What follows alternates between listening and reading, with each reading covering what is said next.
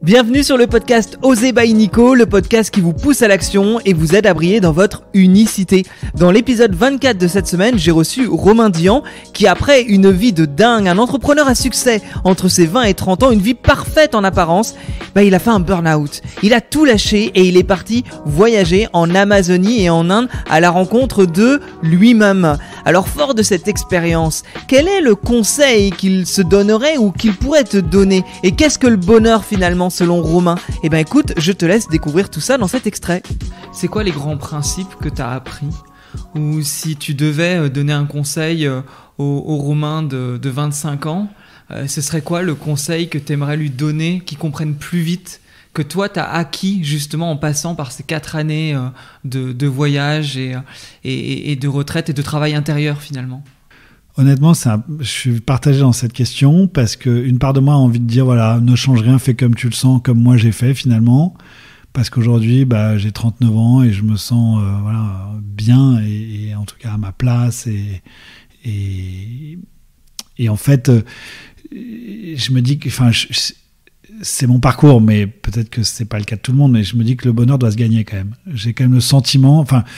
Je sais pas, il y a peut-être des gens qui toute leur vie sont bien, mais j'ai quand même le sentiment qu'il faut qu'on apprenne, qu'on nous inculque peut-être que en fait c'est quelque chose qu'il faut qu'on aille chercher, que ça passe par la connaissance de soi. Alors là, on n'a rien inventé, attention, c'est Socrate, la connaissance de soi, ça a des millénaires, on n'est pas, c'est juste quelque chose qu'en fait on reformule différemment, mais l'être, voilà, et qu'en fait, au fond, c'est peut-être ça le parcours de chacun, et que d'ailleurs ce bonheur il fluctuera. Il faut aussi accepter que je pense pas qu'on puisse être constamment heureux. Je pense qu'il y a des périodes, des phases, des choses où des moments où les planètes sont bien alignées, et puis il peut y avoir un dérèglement, et puis du coup j'ai pas toutes les réponses, mais j'ai une partie de moi qui a envie de lui dire ça à cette personne, parce que du coup, il va peut-être se faire un peu mal, ça va être douloureux, mais en même temps, c'est de là qu'il va pouvoir aussi comprendre des choses, transformer et faire son chemin.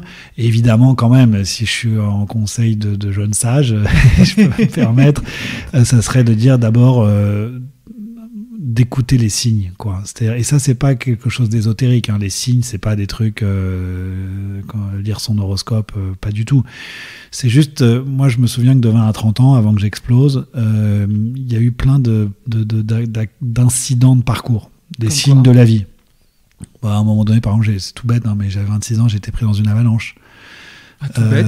Non, mais voilà. Non, mais c'est juste représentatif d'ailleurs. Ouais. Et d'ailleurs, j'ai été rapatrié, j'ai tout perdu, ski bâton. J'ai cru que je mourrais vraiment ce jour-là. J'ai passé 30 secondes à formuler des pensées un peu de fin de vie, où je me suis dit, parce que je voyais plus le ciel et j'étais asphyxié. Ou en tout cas, j'avais peur de devenir asphyxié par la neige, ce qui se passe dans une avalanche. Il y avait peut-être c'était 3-4 mètres d'avalanche, j'étais dessous. J'ai finalement, grâce à un système...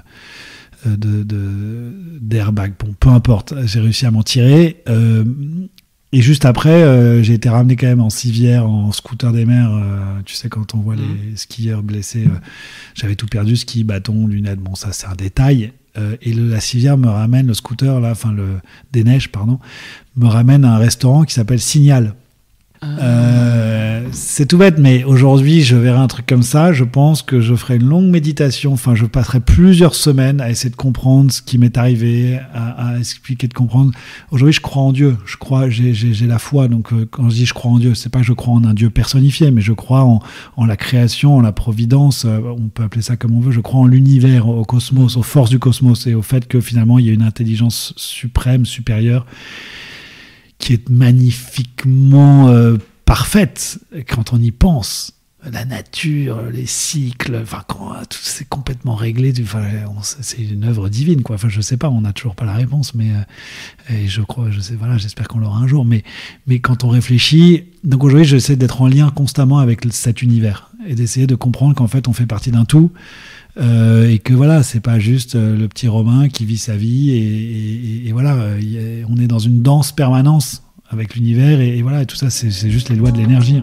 Si tu as aimé cet extrait, tu peux écouter l'épisode précédent, c'est l'épisode 24. Romain y raconte toute son expérience et tu verras, c'est vraiment passionnant.